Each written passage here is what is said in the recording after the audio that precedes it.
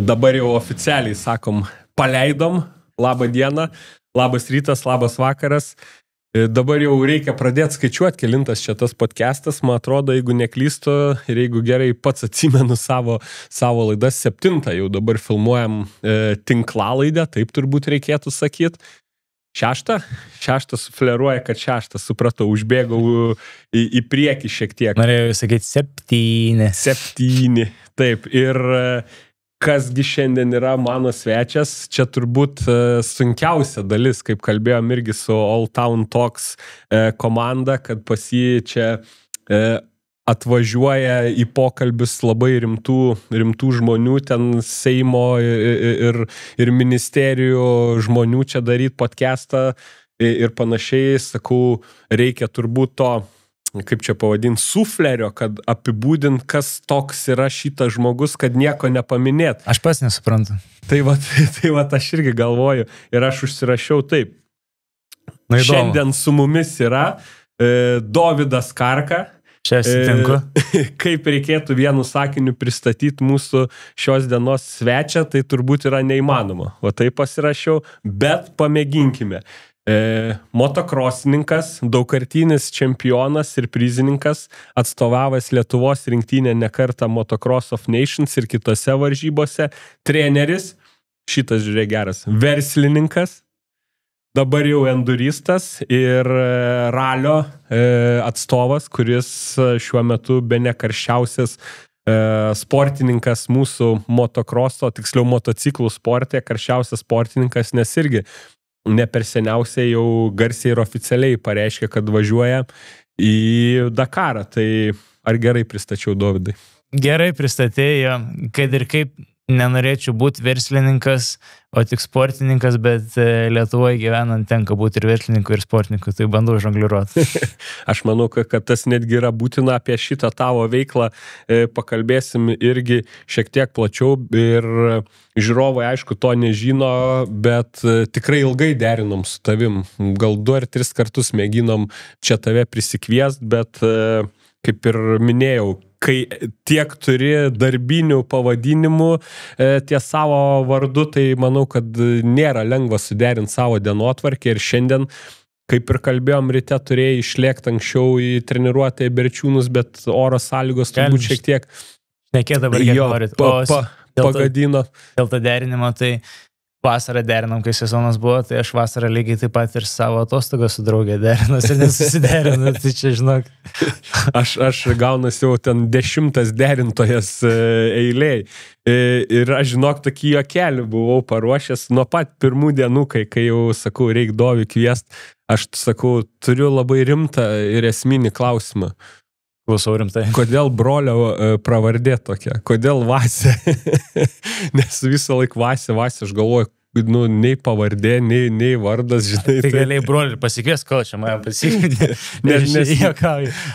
Jo, Vasė, jisai, kai aš važiuodavau vaikystėje į varžybas, į Europos važiuodam ir už užsienio, nesvarbu, belia kokias varžybas, jis visą laiką būdavo su mum ir jisai būdavo tas toks, kur huliganas varžybose, niekad nevažiuodavo su mocu, bet visą laiką būdavo visur ir su visais pažinodavo.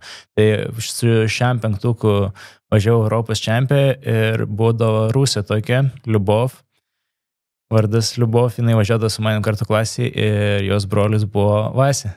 Kryžikas, be dantų tenai ir Karlis visą laiką su Vasė būdavo. Mes visą laiką klausdam, tipo, aplinkui, nes Karlį gaudyti reikėdavo, jis ten nežinai, kur grįžt, negrįžt naktį, jau jam 6 metai būdavo. Kur Karlis? Tai visi, su Vasė, tai ir gavas, kad paliko Vasė. Supratau, pats paliko Vasė, su kuo sutapsi, toks ir pats patapsi, čia ta patarlė. Jo, bet juokas juokais, bet šiaip gerai užvedė šitą dalyką, kad jau nuo mažumės su tavim jaunesnysis brolis važiuodavo, teisingai, su tavim brolis važiuodavo į visas varžybas ir netgi nuo mažiausių dienų, tai kad ir kaip aš žinau, kad visi žiūrovai, kad norėtų, kad pradėtumėm nuo dabartinio galo, bet taip nebus, pradėsim nuo to pirminio galo, kaip augom, kaip atsirado ir panašiai. Aš manau, čia labai, kaip tik labai įdomu, nes daug žmonių to nežino. Tai kas dabar vyksta, tai visi žino. Tai šiaip teisinga ir vėlgi aš dažnai mėgstu pasikartoti jau prieš tai buvusių epizodų kažkokiom įžvalgom ir panašiai. Tai kaip su Saulium Stankum kalbėjom irgi prieš podcastas, Saulius Stankus sako, yra ten kažkoks pažįstamas ar kažkas, kur ten kaip įmanoma iš senų laikų rinkdavo ten visokias iškarpas apie jį, ten informaciją mėgino sukrauti vieną vietą ir Saulius Stankus sako, faina, kad dabar yra tos technologijos, kurialiai tą istoriją gali papasakot, kuri iš esmės paliks, žinai, ateities kartom pasiklausyti, kaip viskas buvo, tai aš manau, kad ta pradžia irgi yra įdomu, tai kiek žinau, tavo pradžia su biržais irgi yra susijus. Jo, labai susijus, tai aš pats esu iš Pasvalio, tai tik 20 minučių nuo biržų, bet kai aš pradėjau motokrosą Pasvalį, ten nežinau ar buvo važiuojančių, užsieminėjančių šito sporto, biržai tada buvo motokroso sostinė Lietuvos. Tai taip ir gavas, kad važiavau, pirmas mano klubas buvo Biržų Agaras. Ir pirmas treneris buvo Egidijus Maciūnas iš Biržų. Ok. Tai Egidijus treniruodavo? Jo. Ok, geras. Tai ir tada... Tai jo, ir dažnai Biržus ir treniruodams, tada mano kartu važiuodams su tokiu vienu biržiečiu Liutauru. Jisai mano amžius, mano klasė važiuodavo. Tai va, mes ir todėl daug ir praleisdavo laiko ir Biržus ir treneris, ir naparnikas, treniruočių partneris. Aš dabar galvoju, koks Liutauras, nes aš dabar mėginu visus pramest. Bitinas. Jo, jis baigė karjerą su šiam penktuku gal. Supratau, tai Liutauras Bitinas, tai spėju čia jo tėvas Bitinas irgi, kur senais laikais važiuodavo, dar mano tėvų laikais spėju. Kad, tai dabar aš jo nepažįstu šiaip, bet tėvuką prisimenu, nes jo tėvas tikrai važiuodavo, jis važiuodavo, taip ir vadindavom bitinėlis į tai tėvas važiuodavo tiksliai ir aš atsimenu, kad sūnus irgi buvo pradėjęs važiuoti ir dar atsimenu, kad buvo tokia istorija, nežinau ar teisinga, bet šiaip iš oro prisiminiau, kad tas berniukas sako, važiuodavo ir ten random vietoj, ten krenta ir nieks nesupranta ir tėvukas ten biški kaip ir piktas ir panašiai ir vėliau kažkaip išsiaiškino, kad jam akinukų reikia. Buvo tokia istorija, girdėjęs kažką. Dėl to pykčio, tai kad nebiški mūsų tėveliai būdavo pykti, aš sutinku, dėl akinių tai neatsimenu, žinok. Bet jisai sakiniais būdavo paskui jo. Tai va, aš sakau, aš atsimenu tokią istoriją, kad jis ar tai nematydavo tų duobių, ar kažkas jam būdavo, kad jis random vietoj važiuoja ir tarsi iš niekur ir nieko. Ir vėliau paaiškėjo, kad, tiesiog reikia akinukų, žinai, kad geriau matytų. Tai matai, geras, ta karta, kur tu užaugai, jis ties šiam penktukų ir baigė. Bet tu, koks tavo pirmas mocas buvo? Iškart šiam petkė buvo? Ne, Yamaha PV. Pyvis, kaip ir pas visus. Kiek metų buvo, kai pradėjai? 3. 3? Tai tu buvai vienas iš tų, kur tie legendiniai pasakymai 3-4. Nes aš dabar, kaip sakyti, aš su savo sūnum iš karto lyginu ir panašiem dabar 5,5. Tai dar dabar jis toks, žinai, pagribaujantis ten būna, kaip pasakyti, ir dabar jau dabar vis dar jį baisu būtų sadinti ant moco, tada 3, tai ir ta vaikiška. Aš irgi neįsivaizduoju, žinok, va dabar užaugęs, man taip lengva sakyti, nes žinau, kada pradėjau, bet va dabar įsivaizduoju 3 metų vaiką ir kad jisai sėdant ant moco važiuoja, nežinau, gal 90-ųjų kartą kitaip brenda, nežinau. Bet ten buvo toks pasivažinėjimas pas tave, ar iš karto jau ten pušinimas link varžybų, link kažko rimto? Ne, tai iš pradžių iš viso stadionė, tiesiog ratų sukdavau miestą stadionė. O paskui 4 metų buvo pirmas varžybos Rokišky. Tai tos pirmas varžybos irgi tie pirmi metai su PV tenai buvo ten tas pats, kas dabar jaunimo taurėje atvežė su elektrinį, žinai, tos irgi 4 metų vaikus ir jie tenai 3 ratus apsuka ir 3 varžybas per metus suvažiuoja. Tai man nesakyk, kada paskutinį kartą buvai dabar. Žinok, yra vienas toks bičiukas su elektriniu. Tos ratukus ten suka per tas 7 minutės, gal 16, nes, žinai, tas ratas pas juos ten tramplinas vienas. Bet tai aš apie tuos pačius mažiausius, žinai, sakau. Dabargi ta mini klasė, žinai, yra, kur ten visai. Supratau, tai 4 metai ir jau pirmas varžybos. O dar aš grįšiu tada, žinai, į pačią pradžią ir paklausiu taip. Kas tave atvedė, nes tu sakai, tėvukai nebuvo švelnus, žinai, reikaluose, bet tavo tėtis jis ar susijęs su sportu būdavo, jis pats važiuodavo?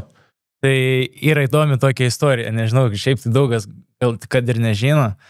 Čia dabar tokia yra Lietuvoje motokrose pasidarius dvi pusės, keturatininkai ir solo važiuotojai.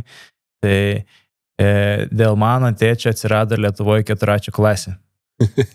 Dėl mano tėčio keturačių klasė atsirado. Tai va, čia nebūtų mūsų, nebūtų ir jūsų. Ne? Jokau, šiaip visi draugiškai. Tai jisai važiavo su keturačių važiuodavo ir kartu su priekabom. Tada leisdavo, taip. Jo. Ir čia tada atsirado dar vienas, man atrodo, keturatis ir tada sukūrė keturačių klasę ir jie dviese su Tamoliūnu važiuodavo keturačių klasę ir tada daugiau atsirado. Aš nežinau, labai nenoriu maišyti, bet va, tokia plius minus istorija. Ir į solo jisai biškai važiuodavo ten mėgėjiškai. Bet kai aš pradėjau, tai aš dar atsimenu, kai su keturačių varžybais važiuodavau. Supratau, tai žodžiu irgi nebuvo taip, kad draugai bičiuliai, bet pats buvo važiuojantis ir pats link to pastumėjo. Ūkininkai, kiek žinau, tavo tėvai, jo. Tai keturatis kaip ir priklauso. Registruota kaip traktorius, žinai, ir važiuojami varžybas. Šiaip iš šitos istorijos neatsimenu, kad tėvukas buvo vienas iš pirmųjų, bet atsimenu tos laikus, kuomet keturačius leisdavo su priekabom, nes tiesiog jų nebūdavo kaip tokių. O dabar, žinom, kas daros keturačių gerokai daugiau negu motociklų su priekabom. Tai kaip ir apsivertė reikalai. Tai supratau, tėvukas pasodino ant pirmo motociklo, bet tada klausimas... Gali dėkoti už tą klasę. Bet tada klausimas, kodėl dažniausiai, pavyzdžiui, aš dabar stebiu irgi, kas vyksta motokrose, tai tie mažieji keturatininkai, kurių ten irgi gal 5-6 klasė yra, ten pusė Sūduvos, žinai, kas iš esmės Sūduvos raideriai visi pagrindiniai yra keturatininkai ir jie vaikus irgi ant keturačio sodina. Kodėl pats neatsisėdai ant keturačio? Kodėl tėvukas pagalvoja, kad reikia ant pyvio sodinti? Kaip tu galvoji? Tai jis jaučiai važiavosi keturačiu vien dėl to, kad lengviau jam buvo. Jau buvo svorio turėjo, dar kažką. Tai jisai prieš tai važiuodavo su solo mocu irgi. Supratau. Tai... Tiesiog. Yeah. Supratau. Tai 4 metai, pirmas varžybos, Rokiškis, ne? Pasakok. Nieko neatsimenu, turi nuotrauką. Turi nuotrauką, atsimenu aprangą, atsimenu motociklą. Gal atsimenu kažkokį tai momentą. Žinai, ką atsimenu? Jaučiu baimę atsimenu. Bijoja, ne? Iš pirmų varžybų, žinai, neatsimenu, kaip ten kas vyko, bet galva tokia emocija ir atsimenu, kažkada esu sapnavęs. Tai, o pirmas varžybos, žinau, ką atsimenu, tai Biržose atsimenu irgi dar jaučiu tais pačiais metais, atsimenu, buvo baba, mačiutė, 2 mačiutės. Ir daugiau, man atrodo, nebebuvo mano karjerai, tai buvo debiutas mačiutės ir tiek ir pamenu iš tos vaikystės. Pirmas ir paskutinis. Yeah. Turiu omeny, labai bijojo, ar ten saugoja tave, ar ten... Ne, atvežė kolos tenai, dar kažką šakočio gal. Supratau. O kaip pirmi rezultatai tavo buvo, nes čia irgi, va, kai pakalbam su Erlandu kalbėjom, su Arūnu kalbėjom, kad realiai pirmas, antros varžybos ir ten jau iš karto taurė, kaip pas tave klostės tie pirmieji. Gal neatsimeni, bet vis tiek, žinai, pasakojo tėvai, pats matai savo spintoj medalių sukrautus ir panašiai. Kaip tavo ta pirminė karjera vystės, ar buvai tas, kur iš karto raketa, ar reikėjo biškį padirbėti? Tai kadangi aš labai anksti pradėjau, tai ten aš tikrai nebuvo iš karto taurės. Pirmais metais net neįsivaizduoju, tikriausiai, kad nei vienas taurės gal negavau, nebent už jauniausio kokį dalyvį. O pirmą čempionatą laimėjau, tai būdavo 50A ir 50B klasė tais laikais. Tai 50B klasę nugalėjau ir tada jau buvo va šitą atsimenu ir man buvo jau labai ten svarbu. Nežinau, ten gal 10 mūsų būdavo. Tai A ir B tais laikais būdavo kaip dabar turbūt, kur būna, tarkim, šiam 5 ir šiam 5 tie junior, kažkas tokio, ne? Jo, tai kai aš PMB važiuodavau, už PMA važiavo Arminas, važiavo ten buvo manual. Vyresni ir jau stipresni. Jo, tai mes, Austėja Tamoliūnaitė tokia būdavo, mergina važiuodavo kartu su mum klasė, tai va, jinai mano PMB klasės konkurentė didžiausia būdavo, jeigu Aš visą laiką norėdavau ją aplenkti ir jeigu neaplenkdavau, tai riesta būdavo namuose. Riesta būdavo. Sakau, pats gal. Ir tas viskas. Bet žiūriu, jeigu galiu šiek tiek, kaip pasakyti, šašus pakrapštyti, bet žiūriu, jau kelintą kartą paminėjai, kad, griežtai, kaip tas griežtumas būdavo, ar biški dirdžiuko gaudavo, ar tokios spaudimo reikėdavo po to atidirbti, jeigu, pavyzdžiui, nesėkmingos varžybos, tai gaudavai dar papildomai ten atsispaudimų daryti, ar jeigu nori, jeigu nenori, sakau, čia nėra nepatogus klausimai. Viskas gerai, aš, žinai, per daug irgi smulkmenas tenai nelysiu, bet aišku, užaugau, šiaip normalu tais laikais buvo tėvas šalia trasą stovi ir rėkia, arba su kažkuo, tai žinai, musikuoja, čia realiai visiškai standartas buvo, kiek paklausimo mano kartos važiuotojai, tikriausiai visi tą patį pasakytų. Ir jeigu ne, tai labai išimtis tipo būdavo. Ne, atsispaudimų kažkokių, tai atsispaudimų gal ir darydavau namuose. Bet ne už jo, nebūdavo taip, kad bėgu po varžybų namo, bet tiesiog gaudavau visą laiką. Nebuvo, taip pasakysiu, laisva sistema, žinai. Visą laiką gaudavau spaudimų ir visą laiką turėjau jausti atsakomybę. Taip pasakysiu labiau. Žinai, nebūdavo, kad tarkim, šiandien, jeigu jau nusprendėm važiuoti treniruotę, dabar atsikeliu ir sakau, aš nenoriu, žinai, važiuoti treniruotę, mes jau buvom, žinai, suplanavę. Taip niekad neįvyks, jeigu suplanuota, tai reiškia ir važiuojam, žinai, jeigu važiuojam į varžybas, tai varžybose turim padaryti maksimum. Jeigu važiuojam kažkur, tai žinai, tai tenai irgi turim išspausti, šitas gal labiau, žinai, maksimalizmas toks buvo iš tos pusės. Supratau. Važiuojam tada toliau link karjeros, kada jau prasidėjo tavo tas, kaip pasakyti, kada jau atsimeni, kada jau toks, kaip čia angliškai išsireišiu, conscious jau 65-kai jau gerai atsimeni ir dar toks klausimas, kai jau pasiekiai tam tikrą lygį, kai vėlgi Lietuva pasidarė per maža, gal prisimeni pirmas išvykas ten į Latviją, Estiją, kur dar važiuodavot padalyvauti varžybas? Pirmą, aš jau turėjau 2 mintis ir pamečiau iš pradžių, sakė, apie končius pradėsiu. Iš šiam 5-tukų labiausiai atsimenu, ką mes veikdavom po varžybų, prieš varžybas ir tarp varžybų.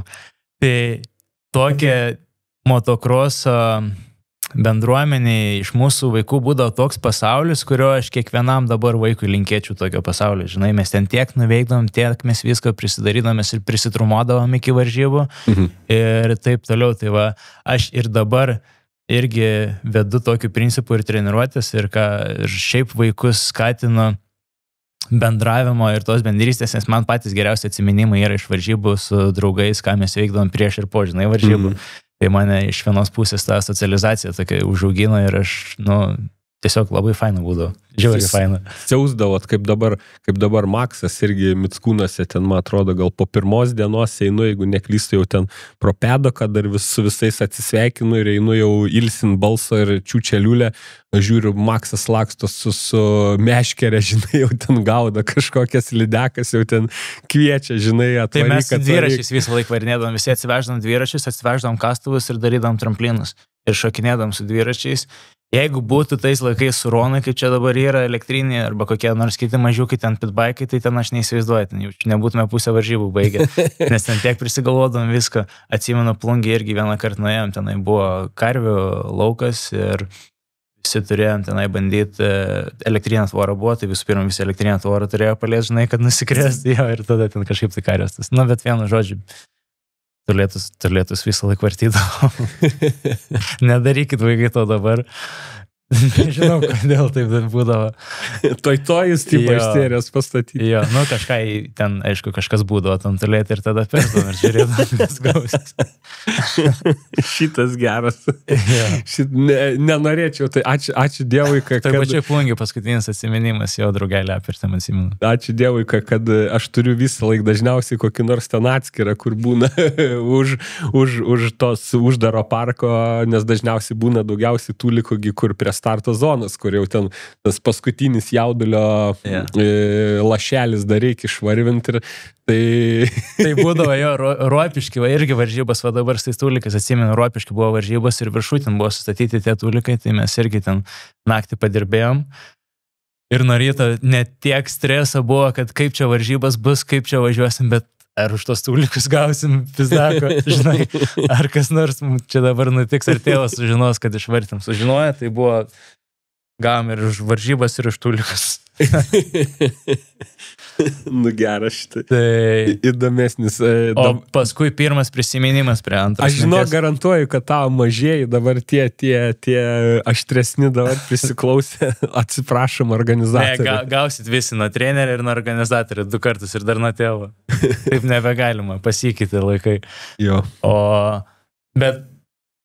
pirmas prisiminimas į užsienį išvažiavus, tai žiauriai gerai prisimenu pirmą treniruotę Estijai. Nes buvo labai labai sunku. Žiauriai buvo sunku. Estijai aš pas Avo Leo, kai realiai užaugau, mes su Armenu ir Arnu Milevičium 3 išvažiavom ten treniruotis ir visą laiką važiuodavom, bet pati pirma treniruotė buvo, aš su Armenu atvažiavau po varžybų Latvijoje ar Estijoje, man atrodo.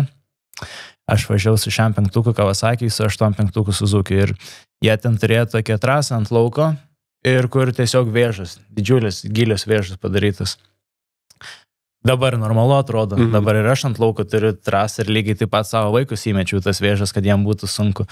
Bet man tai buvo sunku, taip aš bijojau tų vėžų, nes Lietuvoje lygiose trasose dažniausiai važiuodavo ir nežinau, kodėl tai būdavo, kad, žinai, nevažiuodavo į tose vėžuose, tai atrodo dabar juokinga, kas ten grevys posūkį, žinai, taip. Tai kas čia gali būti baisaus, bet iš pradžių su Arminu važinėjom, iš pradžių visas vėžas aplinkui ir paskui mamo treneris nusako, važiuokit čia į tas vėžas, žinai, tai va taip kojas nuėmęs, įgriūni į tą vėžą ir spiriesi su kojom, kol pravažiuoja ir dar šlapė atsimenu buvo ir buvo tada Andre Park atvažiavęs, ten jo Estas, jis 8-5 važiavo ir tada jo buvo vienas iš geriausių raiderių ir ten tom vežom guldė, žinai, vos nesu rankinėlėm žemę lieti ir mes čia jau griuoja tą vėžą, su kojom spyrėmės ir galvojom, tipo, kaip mes nemokam važiuoti, ten Lietuvos jų čempionas vos nežinai. Dabar tai lengva, dabar ten Instagramas pilnas, kaip čia kas guldo, kaip čia kas šoka, kaip čia kas vypino, mes tai, žinai, tada tai nebuvai matęs. Bet šiaip keista, nes, pavyzdžiui, kai kelintų metų gimimo. Na taip, gal ir buvai matęs, bet tu nematai kiekvieną dieną, žinai, tada buvo ir YouTube'as, aš ir žiūrėdavau video ir taip toliau, bet ką, pažiūri YouTube 1 kartą į savaitę. Dabar tik tu kiekvieną sekundę žiūri, kiekvieną sekundę tau kalą į galą ir todėl pasidaro normalu tuo momentu.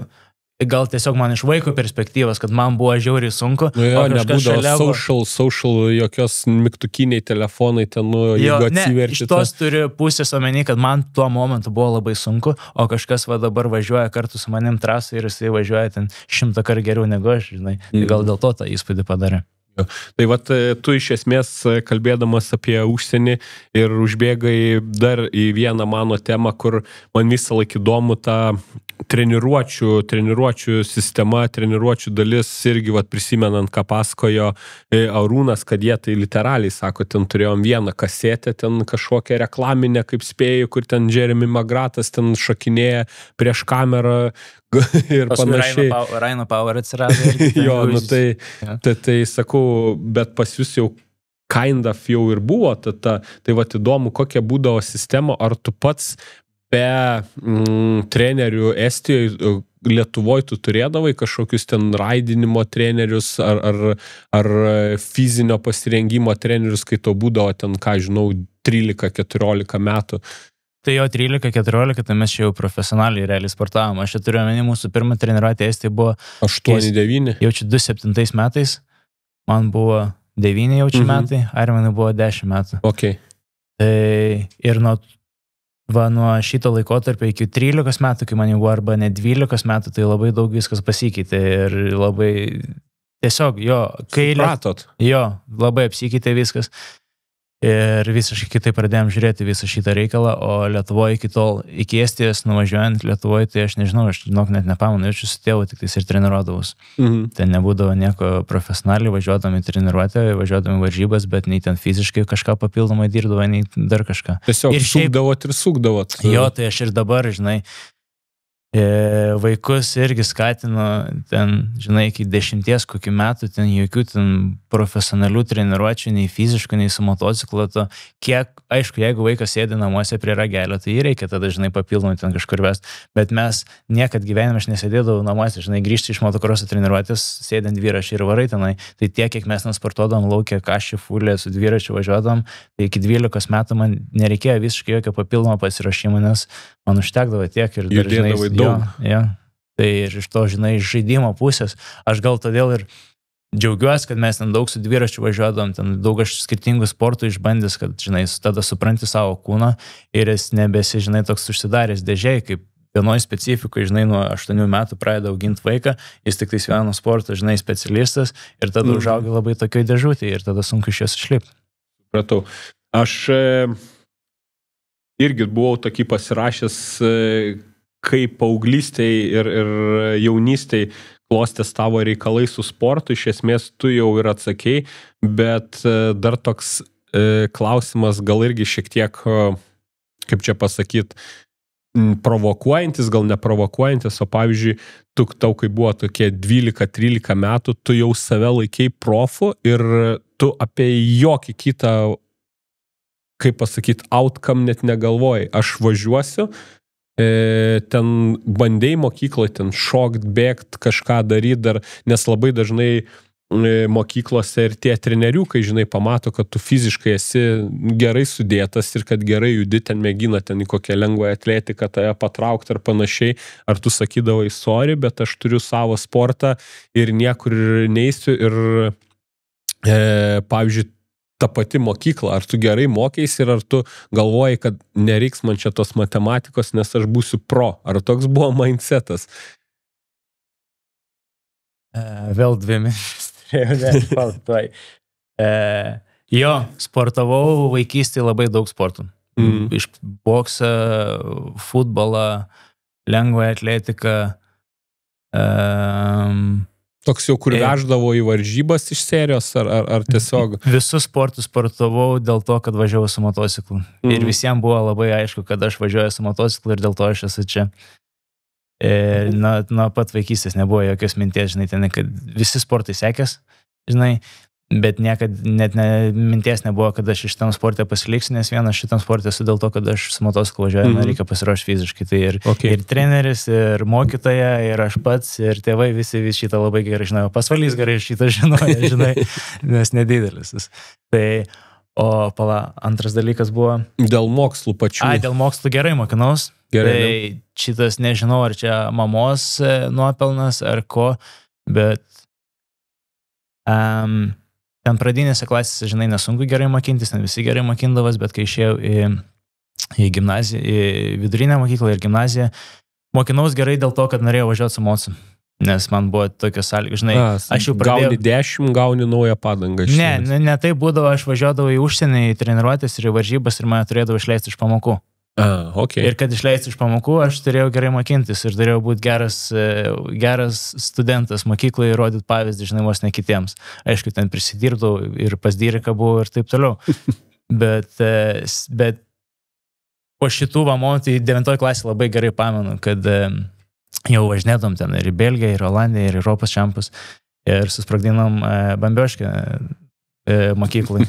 Ir visi, ir per pamoką, ir visi mokytojai išėjo, tipo, ir visi mane iškart pamatė, o draugelis numetė ją ir sako, uždėjau koją, o jau dega, ką aš darysiu, negi nedėsiu, uždėjau koją, susprogo, visi mokytojai išėjo, aš čia stoviu, ir gimnazija buvo 2 gal dieną, iškart pas direktorių, iškart svarstymai, ir labai gerai atsimenu, 9 klasėje aš jau gerai supratau, kas vyksta gyvenime, žinai, ir po to pokalbio su mama irgi buvo pokalbis, sako, tu negali taip daryti. Ir tada supratau, kad aš esu atsakinga, mano visi tipo šitie sprendimai ir mokyklai ir visur toliau priklausys, ar aš važiuosiu ir aš kažko pasieksiu ar ne. Tai dėl to jaučiu atsakomybę ir tikrai stengiuosi mokintis ir labai daug pamokų praleisdavau, bet ir net praleidus tų pamokų ten tikrai baigiau. Pasivydavai. Jo, baigiau mokslus labai neblogai ten.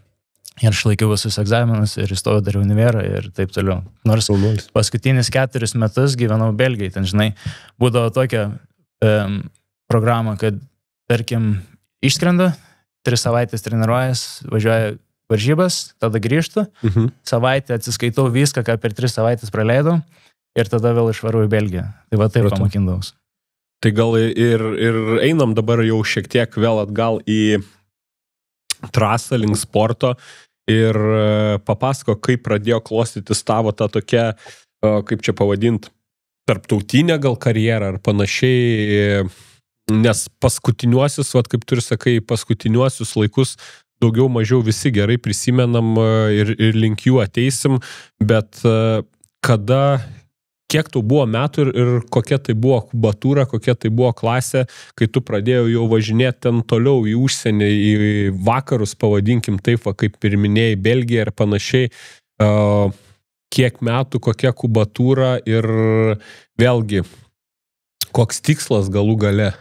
Nu tai va, kai pradėjom, išvažiavom pirmą kartą į Estiją ir pamatėm, kad čia yra labai daug kur augt ir aplinka, žinai, kokia aplinka tave supa, tu dažniausiai toks, žinai, ir pasibūsi ten. Lietuvoje būtume visą laiką buvę, gal ir būtume Lietuvoje pasilikę. Išvažiavome į Estiją, pamatėm, kad čia aplinka kitokia, jie važiuoja į užsienį ir mes tada pradėjome važiuoti į užsienį. Pirmas, aišku, išvažiavome į Estiją treniruotis, tada metus arba dar sekančius važiavom tik Estiją į Latviją ir Lietuvoje varžybose, bet visą laiką važiavom. Estiją treniruotis vykdavo taip, mes, kai einu į mokyklą, kai ne vasarą, tai penktadienį po paskutinės pamokos ar net vieną nusimdavau, iškart sėdu į mašiną, tėvas laukia iškūręs mašiną prie mokyklos, važiuojame į Estiją dar penktadienį.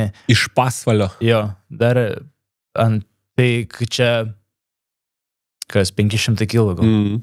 Ar ne, 3 PM gal, bet 5 valandas. Jo. Žiemą ten užpustydavo, ten iš viso 10 valandų važiuodamos, nežinai.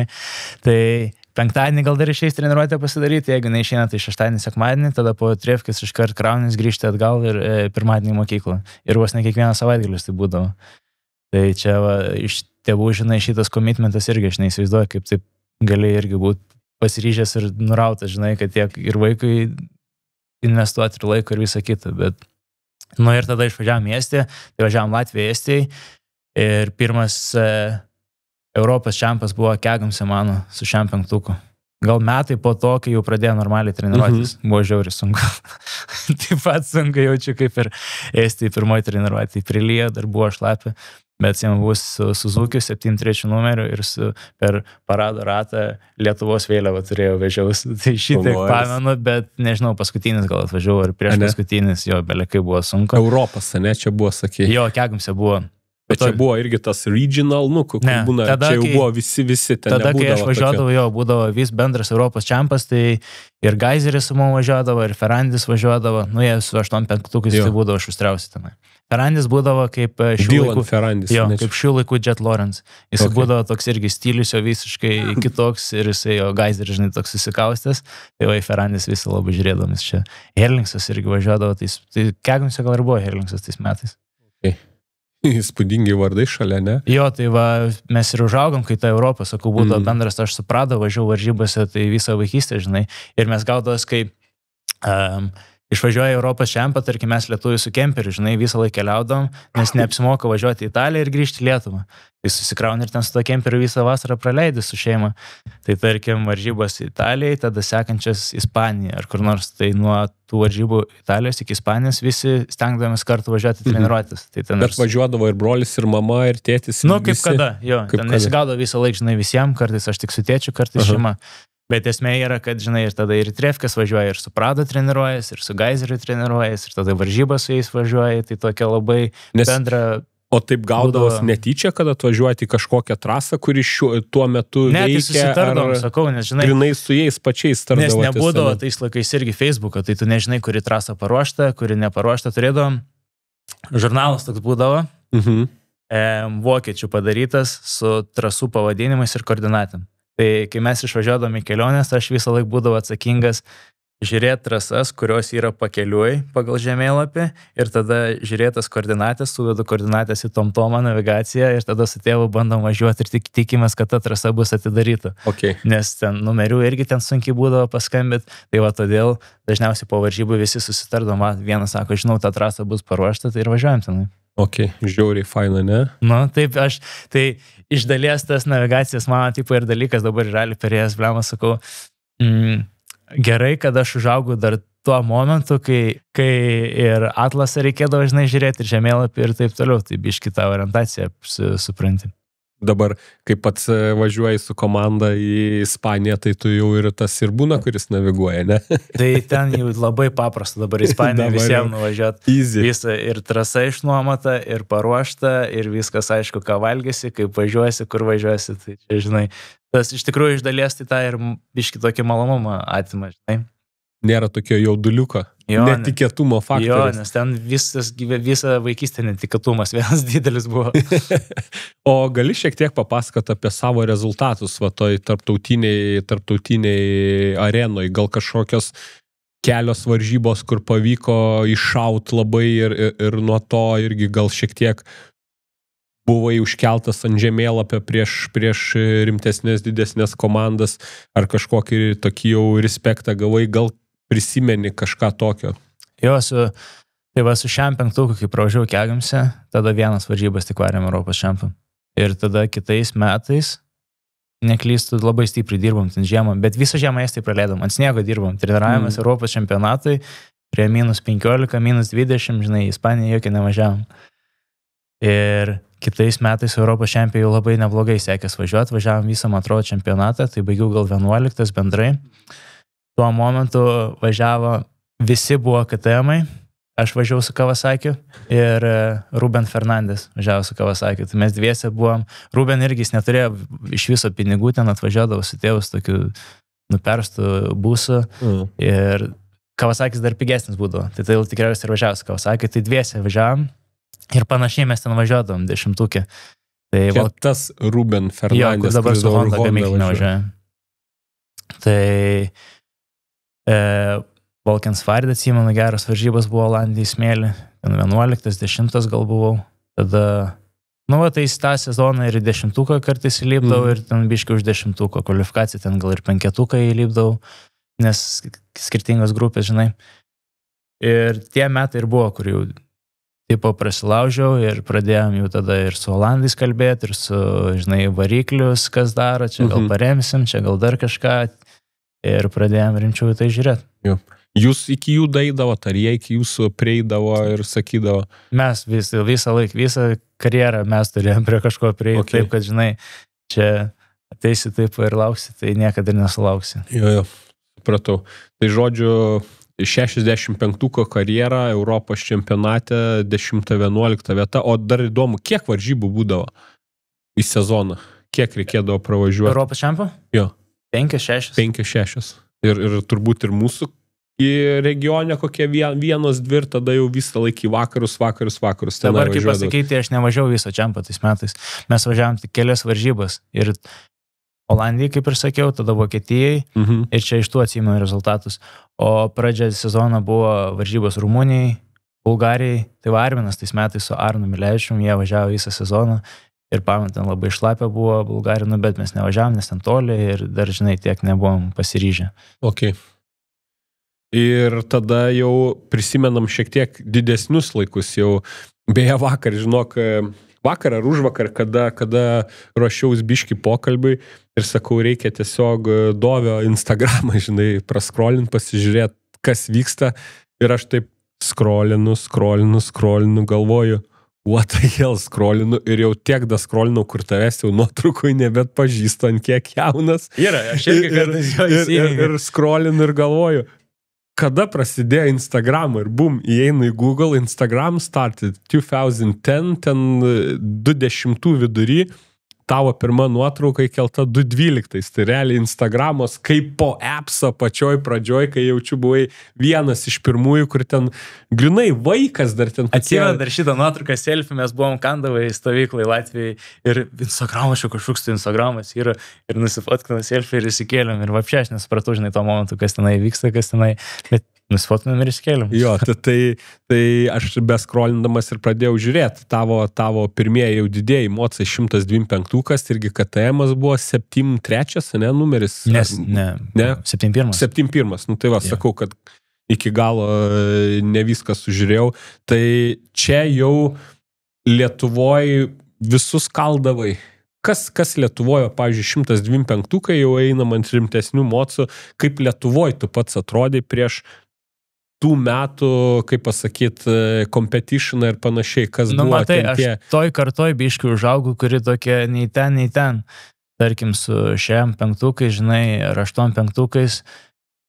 Tai Arminas buvo metais vyresnis, bet jisai jau visą laiką eidavo klasę aukštesnį. Ir su Arminu važiavo ten Visockas, žinai, važiuodavo gerai, lėkdavo.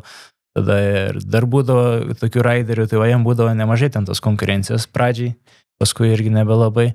O man iš pradžių, sakau, su 50-ukais su Austė, su Ignu tokiu Lamanausku lenktyniaudom, o nuo 5-ukų tai ten, Lietuvoje tai nebuvo labai didelis tos konkurencijos, žinai. Ir Latvija, Estija, tai dar varydavo, visą laiką važiuodavo. O 125, tai, ką 125 kaip perėjau, tai irgi nebūdavo daug, tu 125 nevažiuodavo, žinai. Tai aš važiuodavau ten MX2 klasiai, tai man 2PM būdavo, žinai, konkurentai aplenkti kažką tai. Jo, supratau. Ir dabar tada grįžtam į jau šiek tiek naujesnius laikus. Aš gerai pamenu, kad tu vienu metu atstovavai užsienio kažkokiai komandai Šveicarijos, jeigu neklystu. Tai ne, aš užsienio komandom tai jau nuo ganėtinai anksti, nuo 2PM. 125, 125, nevažiavau, 125 už Latvijos komandas tik važiavau. Jo. Bet nuo 2PM pradėjau už vokiečių komandą VZ Racing, kur Adrija šiemet važiavo ir Kukė mechanikauja. Okay.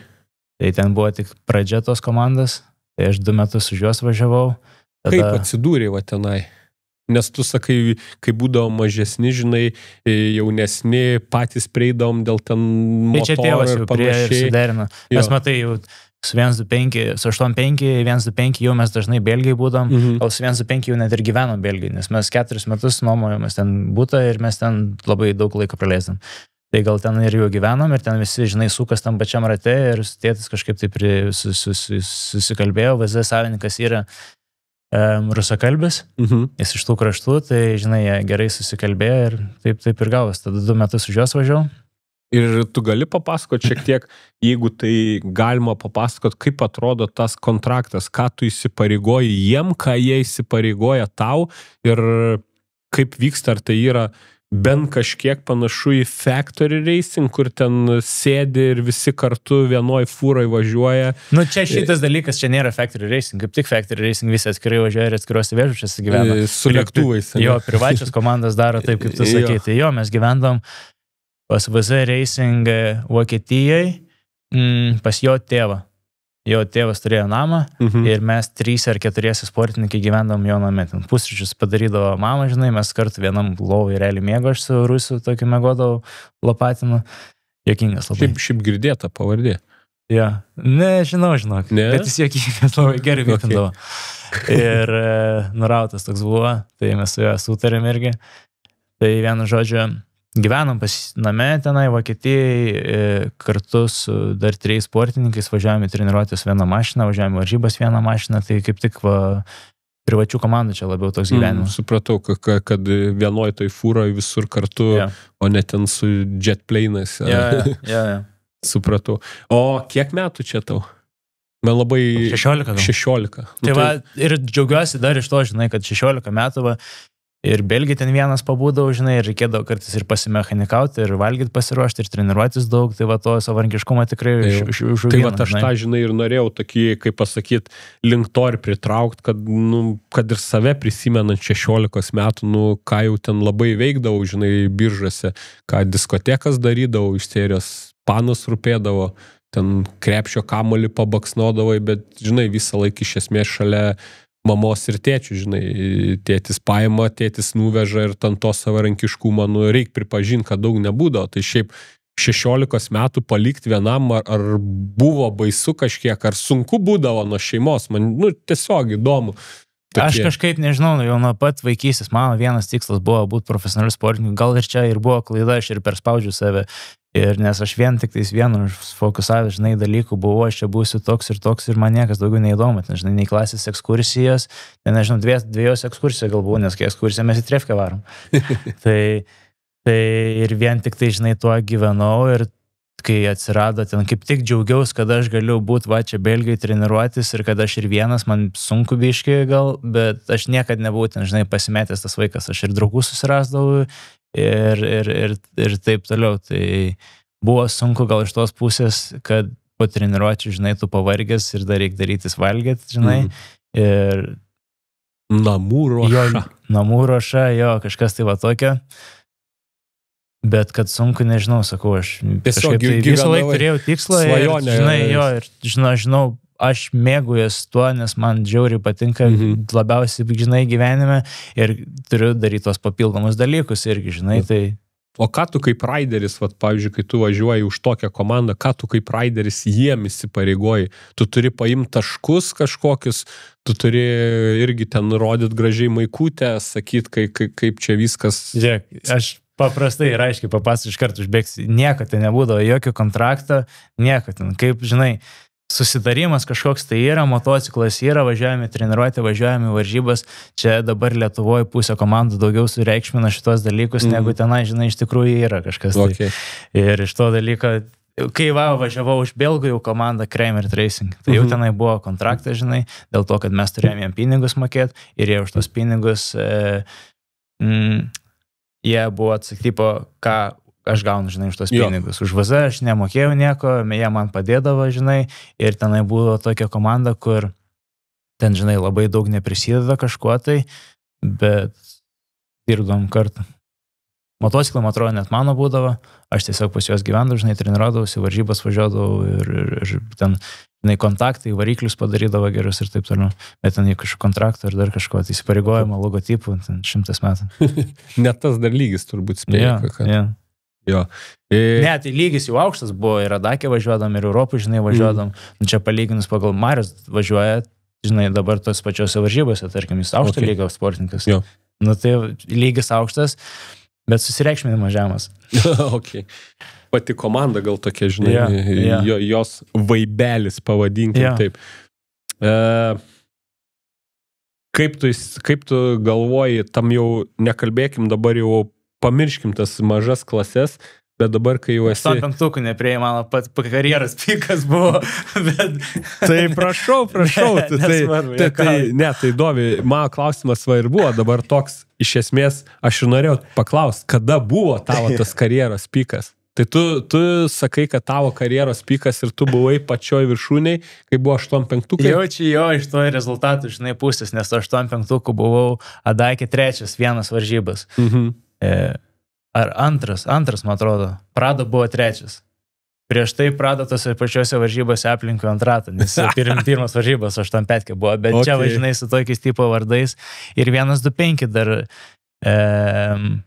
neblogai su 2 Europos čempus 10-ukė suvažiavau. Ten irgi Prado jau tuo momentu laimėjo, tai va jis jau nuėjo tiek, žinai, bet vis tiek su dabartinis GP, žinai, raideriais važiavau. O paskui jau 2PM jau sunkiau būdavo ir su rezultatais visko kito, nes aš manau, kaip ir sakau, pats savo koją pasikišau su tuo spaudimu. Tai papasakok. Savęs. Pasipasakok. Aš nežinau, žinok, dabar aš irgi galvoju, kodėl tipo įvyko tas vakada lūžis, nes su 65-ukais, 85-ukais, žinai, būdavau su geriausiais pasaulyje, kartu važiuodavom. Ir tada viskas taip pabiškai, žinai, ir jie kyla, aš taip, tipo, ją pačiu. Na, aš tu darbo mažiau neįdėdavai. Neįdėdavau, aš kiekvienas metais vis daugiau darbo, aš neįdėdavau. Ir aš pagal save greitėjau, bet matai, su 85-ukais labai skirdavos, tarkim, 3 nuo 5, 5 nuo 10, 10 nuo 15, didelis tarpas būdavo. Kuo aukštėja klasė, tuo mažėja tarpas. 1-2-5 jau, tarkim, į 20-uką 3 sekundės. 2PM į 30-uką jau 2 sekundės, žinai. Tai taip ir gaunas, žinai, ir aš su psichologiškai nebesusitvarkiau, kai jau buvau su 2PM. Man žiauriai kirsdavo rankas, manau irgi dėl to paties dalyko, nes dėl spaudimo. Ir ten, tarkim, treniruotės, aš, žinai, Lomelį treniruodavus, ten važiuodavau taip pat kaip tas, kur, tarkim, trečias važiavo praeitą etapą. Aš paskui nuvažiuoju į kitą etapą ir atvažiuoju 20 arba sunkiai papuolu į finalą, nes už pusę rato rankas užkerta, po pusės rato kvalifikacijas. Tai va čia tokie psichologiniai, aš manau, dalykai, nes darbą įdėjau. Aš dabar, taip pažiūrint atgal į karjerą, nepaėjo taip karjerą, kaip aš norėjau, ir ten būt profesionalu ar čempionu kažkokiu tai, Bet aš ir negaliu savęs teisti, nes aš nebuvo nei vieno momento, kad aš praleisčiau treniruotę ar kažkur tai nusimailinčiau, žinai, aš atydavau viską absoliučiai ir tiesiog, žinai, psichologiškai gal, nežinau, patarimų kažkokį tai iš šono, gal tuo momentu neturėjau, nors ir trenerį labai gerą turėjau Lyną Šiaučiūną, kuris, žinai, labai irgi spręsdavo visas problemas su manim, bet, neišsprendėm šitos problemos ir aišku, dabar, kad čia aš nesu pasaulio čempionas ar kažką tokio, aš tikrai dabar neliūdžiu, nes aš labai daug išmokau dalykų ir kuo toliau, tuo labiau supranti, kad tos taurės nėra, žinai, svarbiausias dalykas. Ir aš tikrai džiaugiuosi, žinai, kad ten atidaviau viską ir savo tėvui dėkingas, kad tiek atidavau, žinai, kad tik 5 kartus Lietuvos čempionas, žinai, tarkim, būtų ar kažką tokio, nesvarbu. Tik. Geras pasakymas. Jo, 4 raidės dabar pas mane parašytos ekrane. MXON.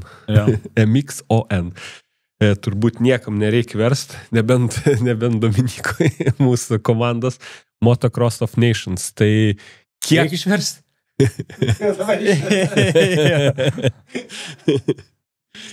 Valandą kalbą, aš šiandien išsiplečiu per daug, dar kažką.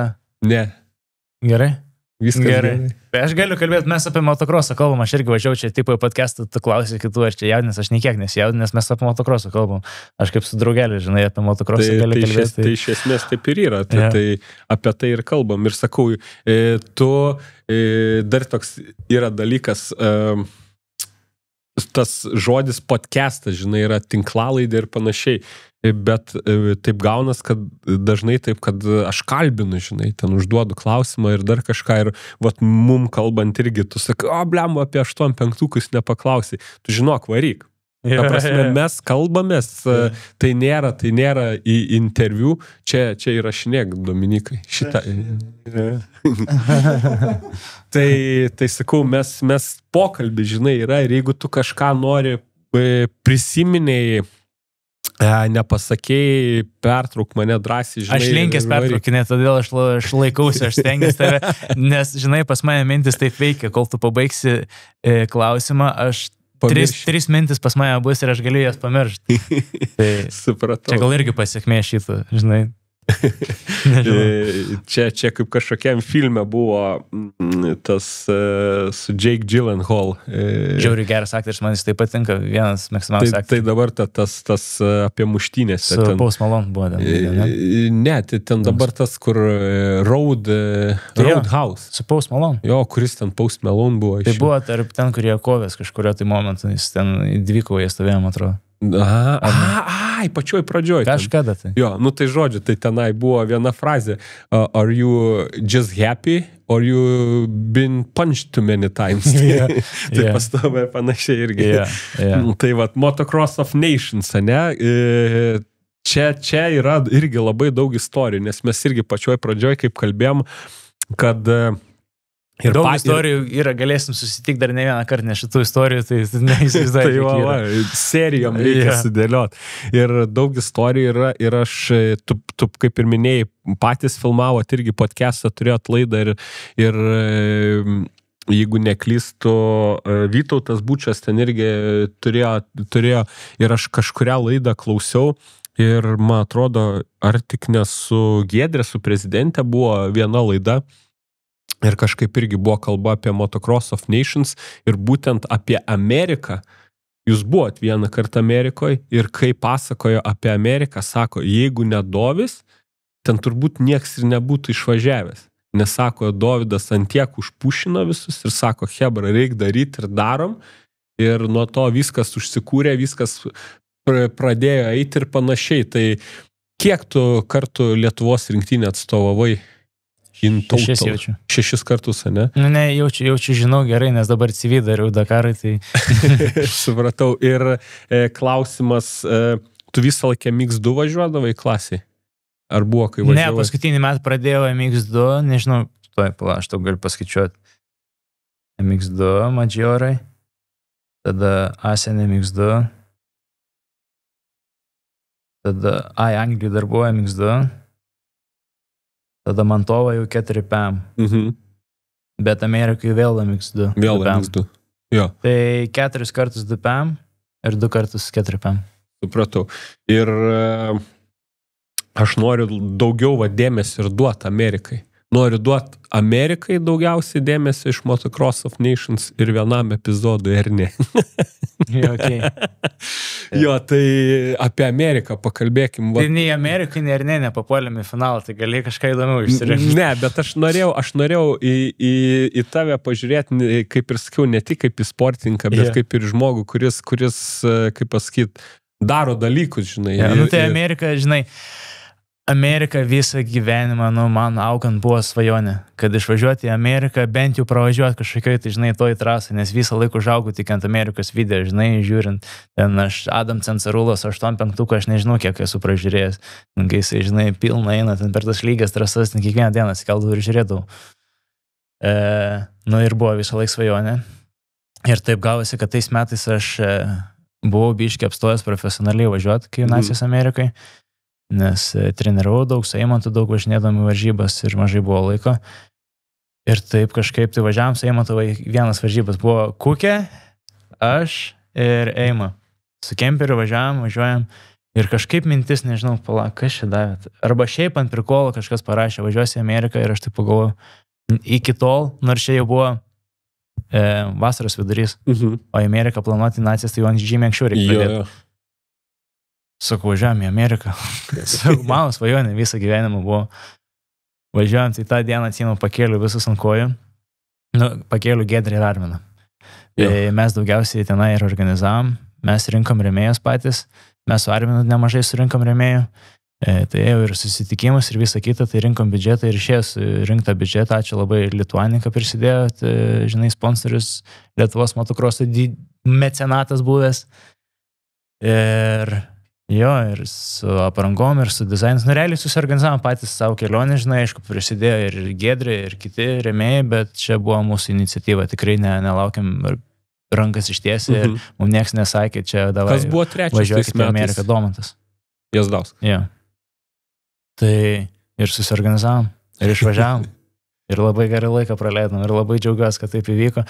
Nes dar važiavau su Star Yamaha, kur čia aš į Ameriką, tai aš tikėjausi, kad kažkada nuvažiuosiu, bet kad su Star Yamaha pravažiuosiu, tai nesitikėjau niekad gyvenime. Tai papasakok šitą dalyką, nes aš kaip suprantu, kai tu važiuoji į Ameriką, iš esmės iš Lietuvos, tu čia vežies literaliai nieko. Tai yra apranga ir jo priekinės ir galinius, ne, irgi visus. Jo, ir priekį ir galą. Ir priekį ir galą, tai žodžiu amortizacija, o ten turi susiderinti viską, kas tave paims su autobusu, susiderint savo palapinę, susiderint motociklą, nes ten ir specifikacijos, kiek žinau, netinka, ten dėl kūro, dėl pompų, dėl elevation ir panašiai, ten žinau, kad ten techniškai yra kitas levelis. Tai jo, dėl tų motociklų labai gerai buvo, kad Arminas tuo metu važiavo už Geben Yamaha, jie variklius darė Star ir jie turėjo kontaktų su Star ir taip gavos, kad suderino, kad mes važiuotume su Star.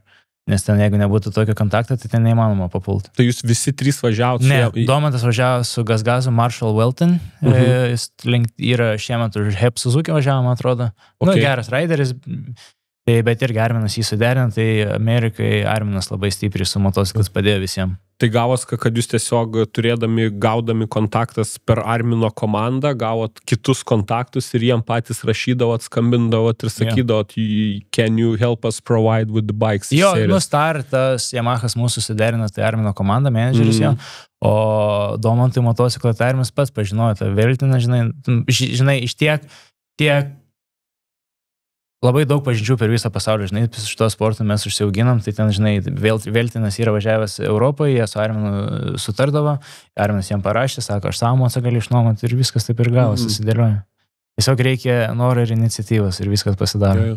Man atrodo, tu net man rašai tais metais dėl rėmimo kažką. Gali būti daugam aš rašiau, labai daug. Nes per Jovį irgi tenai, Jovis turbūt davė mano kontaktus ir ten irgi kažką atsimenu, kalbėjau. Daugam rašiau. Iš pradžių su Kukė dviesi tik nuskrydom, važiavam Kaliforniją, išsinuomau iš viso Stock Yamaha, nejo vapšė, bet važiavau ir Palo, Fox Raceway ir Glen Helen ir tipo pasitreniravau ten, norėjau, kad adaptacija, žinai, būtų ilgesnė tokia ir šiaip Amerikai požiūrėt norėjau ilgiau.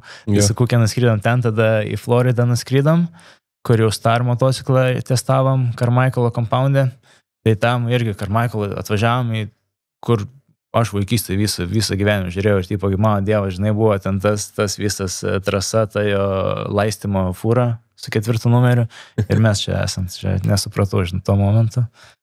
Tai va, į Floridą, pasitreniravom Floridą ir tada skrydom į Čikagą su to motociklu važiuot. Ok, tai kiek laiko viso praleidai? Porą savaitėlių? 2 savaitės. 2 savaitės, ne? Buvo best time of your life. Žiauriai geras laikas, wow. Su Kukė irgi dviese mes labai gerai irgi sutardom, tai mes tenai ir Kalifornijai, ir Floridai. Labai faina buvo, Floridai dar pas Carmichaelą treniravimas ir su Cooperiu, ir su Gillian Fares, tuo momentu ispanas važiavo. Jago Gerts tada kartu važiavo. Bet kokios pavardės, ne? Randis važiavo irgi kartu. Visą elitą vardinį. Šiandien, kiek kalbam, jau virš valandos visą elitą vardinį. Tai mes užaugom toj kartoj ir sukėmės toj grėtinėlį ir, jo.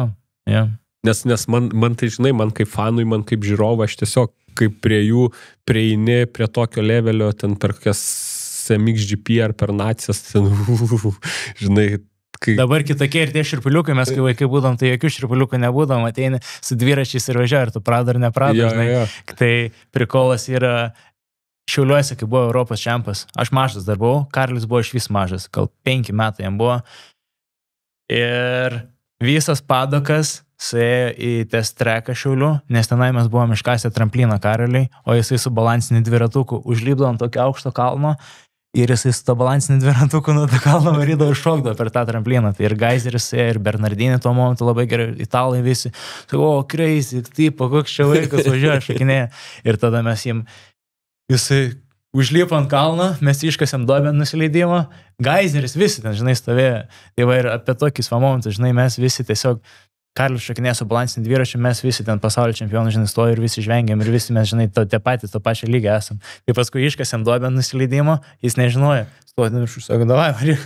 Ir jis nusisitojo balansinį, leidžia šoką į duobę per galvą, kaip lūpė, ten 3 kokius frontflipus, visi reikia, tenai, žinai. Linkėjimai Vasė. Tai faini tokie momentai ir kur, žinai, su tais, va, kaip ir sakai, Geiseris dabar prieitum prie, tai jo, ten kitaip jau, žinai, bet tuo momentu tai nebuvo kitaip. Ok, tai Amerikoje, kaip ir sakai, nepapuolėti finalą ir panašiai, bet, vis tiek čia spėju, kaip pasakyti, kad ir šiemet, žiūri vis tiek, net nebuvo turbūt klausimų, kas laimės, nes tie 2 bičiuliai, žinai, važiuoja visą sezoną tose trasose, jie ten adaptavėsi, puikiai pažįsta ir tam tikro levelio, ten, aš manau, gal Herlingsas irgi būtų gerai suvažiavęs, bet vis tiek jie tiek laiko nebuvo tose trasose, tai ar patys ko jūs tikėjotės, kai važiavote į Ameriką? Jo, tai žinai, nesitikė laimėti, kad čia Lorenzai laimės ir Australija laimės, tai šiemet kaip ir aišku buvo, bet kad mes papulsime finalą tais metais, tai mes irgi tikrai tikėjomės. Norėtų, ne? Ir tikėjotės. Jo, važiavo tais metais už Gebeną ir aš neblogai tenai važiavau. Nesusidėlioti su kortus. Kvalifikacinį važiavimą aš 1 ratą užgesau, nes ta Yamaha šiaip žiauriai gesdavo.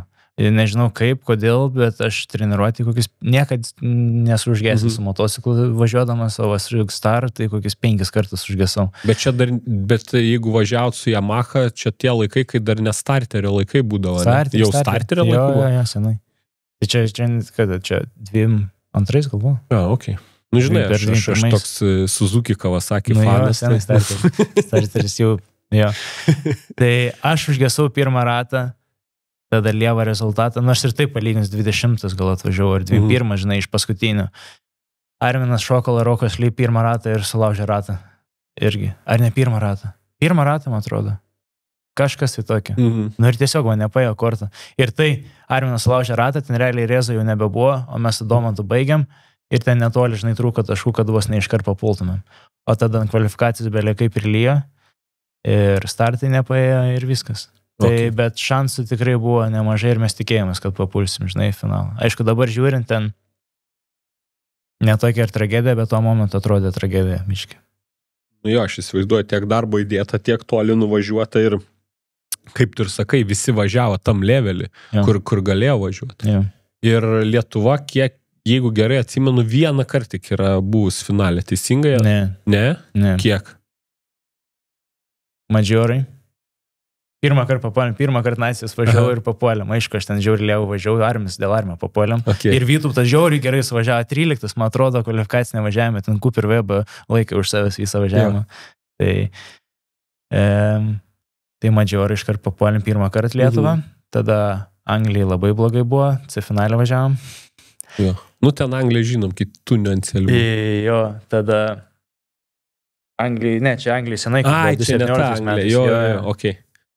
Tai paskui Mantovai buvom 13 suvažiavam su Arminu ir Erlandu. Geriausias rezas buvo. O čia apskritai geriausias istorijai. Jo. Nu tai ką, papuolėm pirmą kartą. Ir nebus geresnė. Tada 13 suvažiavam.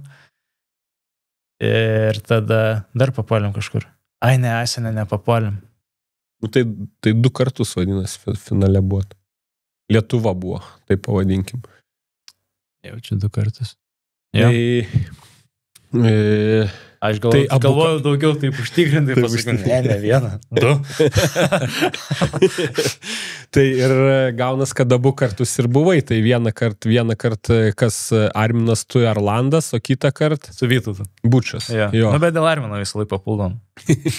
Nu, ko jau tu čia taip ne, nu, iš tikrųjų, taip ir yra. Nes su Arminu ir papuldom, dar Armino nepapuldom. Aš tai labai gerai atsimenu, aš nežinau, ar reikia čia tave dabar gėdinti ir glūminti ar panašiai. Davai, varom. Tas Ernė, kai tvorai važiavo. Ai, ne, visai negėda.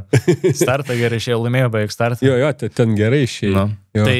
Ir ten labai aiškiai kažkaip ir telikas, žinai, parodė, nes tu ten prieki kažkur varėjai ir tada... Tai jo, antras važiavau. Žiauriai slidu buvo. Ir saulė nuo ryto buvo tokia nusileidus ir ten užkilus ant kalno. Visiškai nieko nesimatė. Tai, žinai, adrenalino pilnas, nusileidau, o ten buvo visiškas ledas. Atidariau ir viskas. Milisekundė. Čia tiek ir kartais reiškia, žinai, šitam sportė, kad nuo gyvenimo iki mirties. O tavo Instagramą dar kartą pažiūrėjęs yra, ten keletą tų tokių filmukų, kur ten įsimetęsis irgi, kur Ispanijoje ten tave ten spjauna, ten tai... Ispanija stipriai jo tenai buvo. Jo, bet ten nesusižeidė, ten tave gerai kalė, bet ten realiai brozdinimais. Kojas pirštas slaužiu. Tai bet čia minimaliai važiavau po 2 savaičių gal.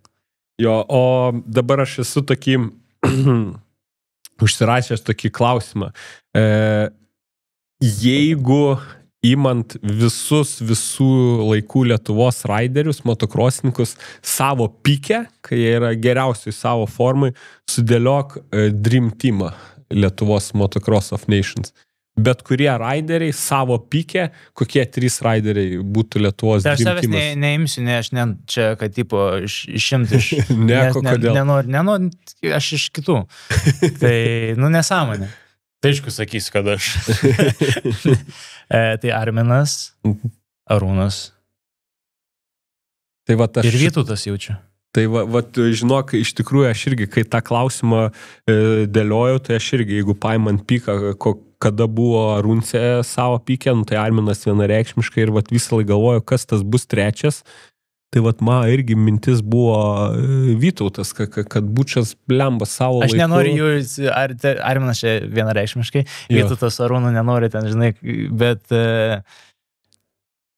Vytautas, Arūnas ir Domantas su 4 PM geriausių momentų, aš manau panašiai. Aš Arūną matai, Arūnas dar seniau važiuodavo, tai aš nelabai ten jo tam pykė, tai nežinau, žinai. Aš žinau, kad jis kietai važiuodavo, o Vytautą, tai mes su Vytautu daug praleidę laiko. Ir aš esu matęs jo, kaip ir Nacijas, Madžioris važiavo 13 kvalifikacinį važiavimą, kur Cooper Webbas važiavo iš galo. Nu, tai čia pykas toks neblogas visai.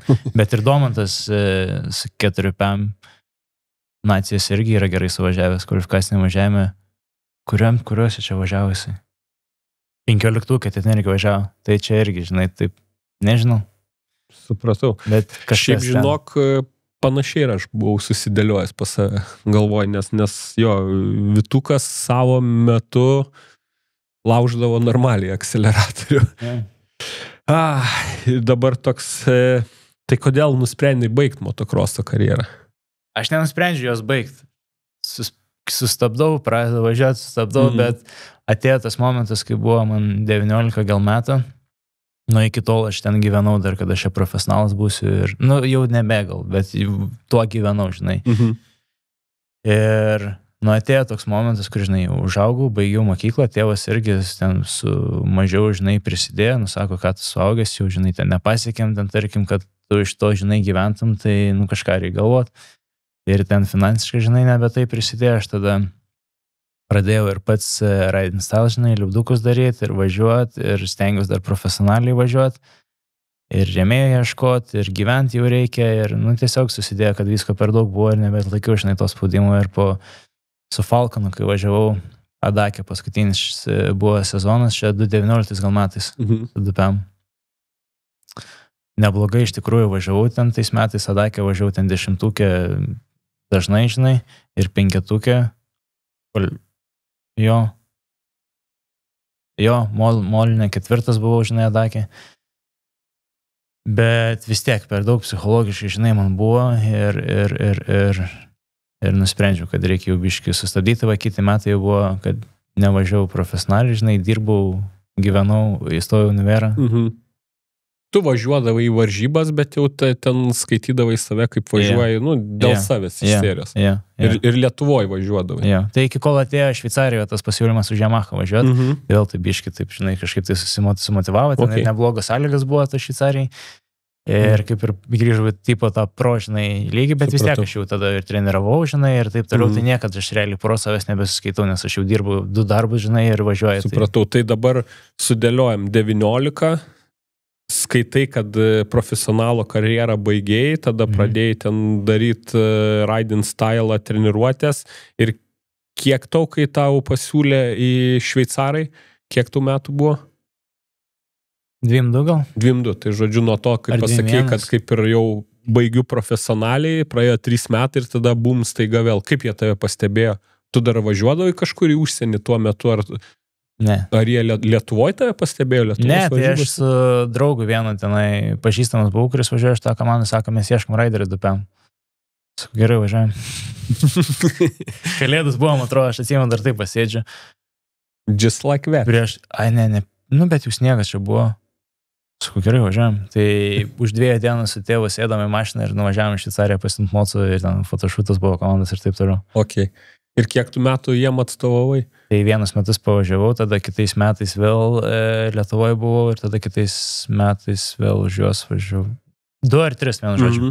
Bet tu paskutiniais metais tai tu per abu lakstydavai. Nes tu dar pats ir sakydavai, kad praleisiu net Lietuvos kelis etapus, nes tenai turiu privalomai važiuoti. Tai jau paskutiniais metais su Dupem važiavau, nors pradėjau pas juos su 4PEM. Pirmą 4PEM debiutą, žinai, buvo pas juos. Jau paskutiniai metai su Dupem, 3 Šveicarijos čempionate baigiau ir labai neblogai buvo. Tai labai gerai. Ir aš, kai tavęs klausiau apie tą karjeros pabaigą, aš būtent ir nežinojau to varianto, kad tu jau 19 pasakėjai, kad sau pasakėjai, nes mums visiems iš šono tu atrodo, kad, nu ką mes vadinam to profesionaliu važiavimu, žinai. Nu, aš ir nesakau, žinai, čia tiesiog toks psichologinis gal dalykas, žinai, tu naštą nuo savo pečių nusimeti, nes iki tol tai tu važiuoji ir tu neturi plano B. Dabar tai aš fiziškai ruošiuos stipriai, žinai, važiuoju irgi, ar aš skaitaus profesionalas ar neskaitau profesionalą, aš važiuoju 100% ir aš važiuoju greit. Tai, žinai, čia iš tos pusės nieko skirtumą ir nedar, tiesiog ta savo našta, kad aš turiu planą B ir planą C ir aš ne vieną dalyką tik tais darau gyvenime. Jo, ir gavas, kad po tų metų, kai tu už tos šveicarus važiuodamas per abi vietas važiavai, man atrodo, tada tu visai nustoji važiuoti, teisingai? Nu, gali būti, čia buvo metai važiavau, metai nevažiavau. Jo, tai man atrodo, po to laiko tu kažkaip buvai visai dingęs ir tada jau, kai grįžai, jau žiūrim, kad pas Dovydą ant motociklo priekio jau lempa yra.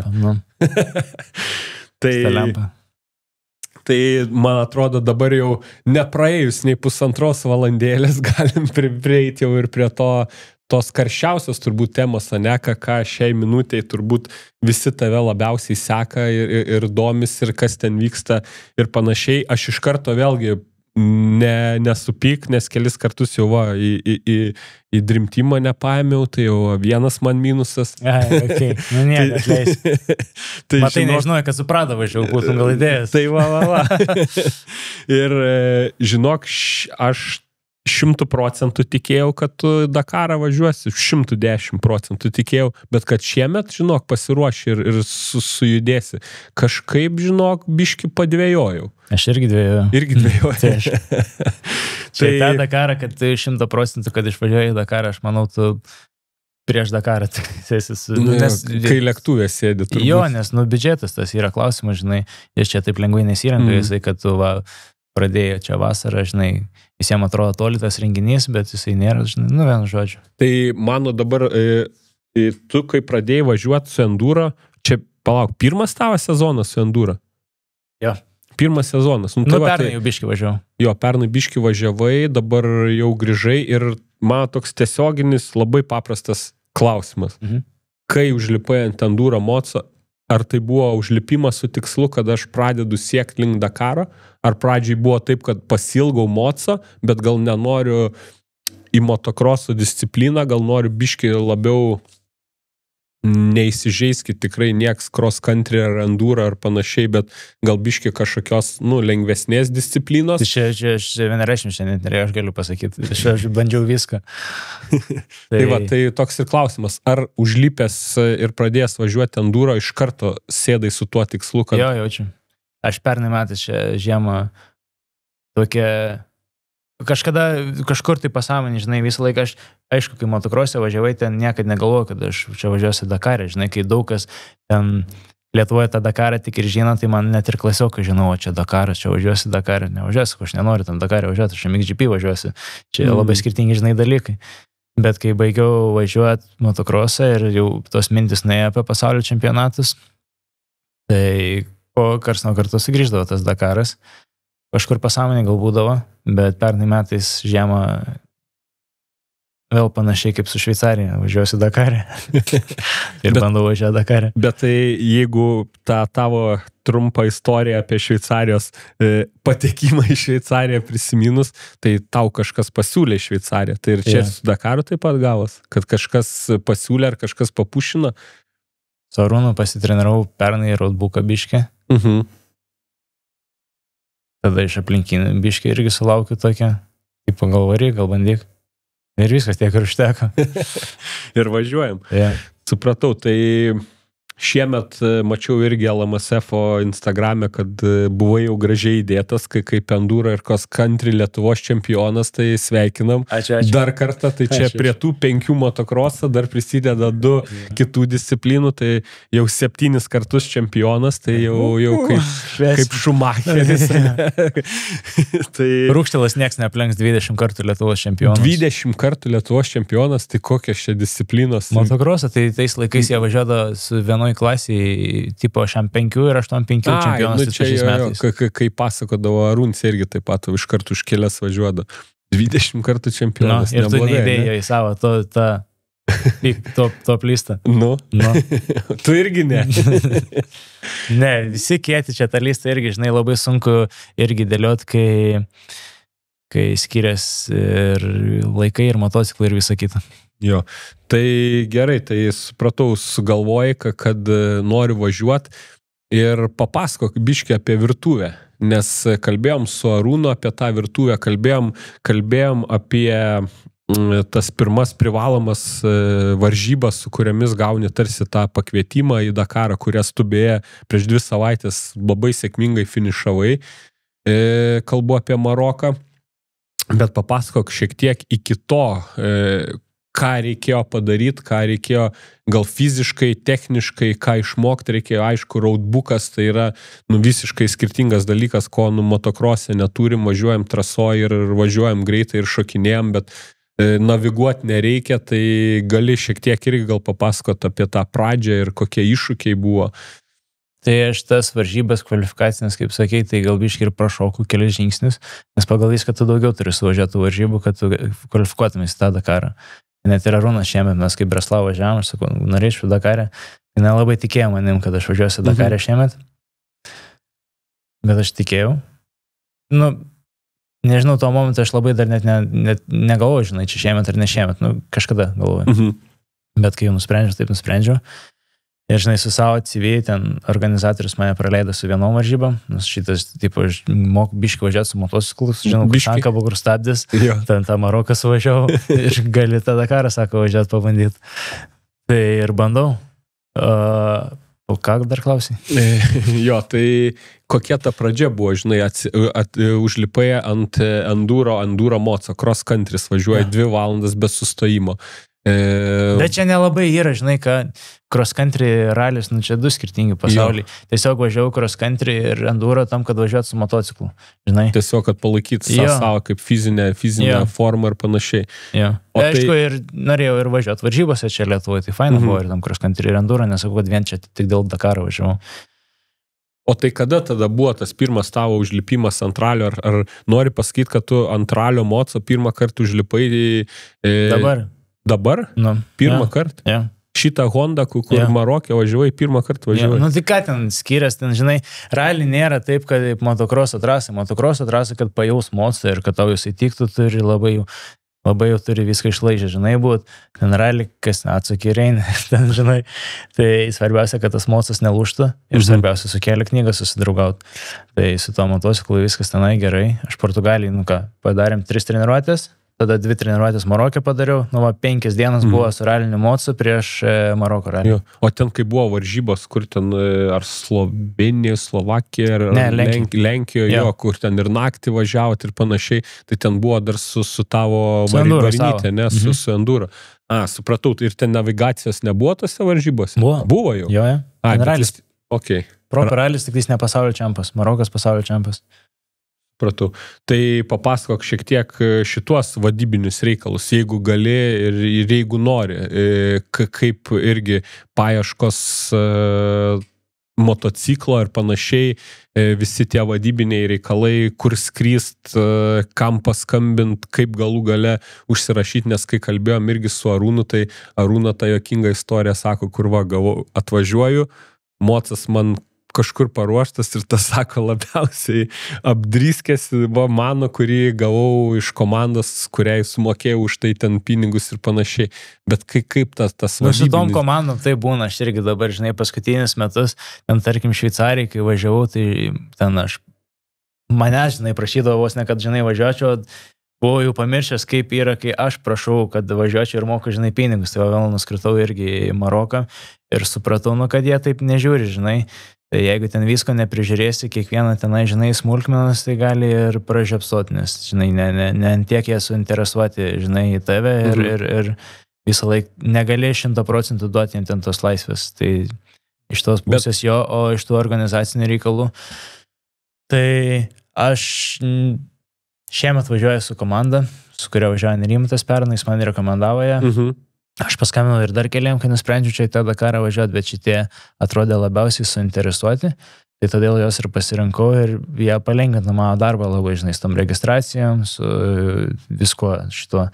Tai man tik tai, žinai, vos nereikia surinkti biudžetą, pasiruošti, žinai, fiziškai ir aš nuskrendu su tašė ir važiuoju. Aišku, čia pasiruošimo tai žymiai daugiau, tų visokių irgi pirmų, žinai, visokių dalykų, nors atrodo čia, žinai, sportavęs motokrosą visą gyvenimą ir, kas panašiai bus, bet ten matau visokių deadline'ų, registracijai visokiom, žinai, technikiniam, ten kaip, kur nuvažiuoti, ką padaryti ir kad negautum baudų, tai biški buvo stresu, žinai.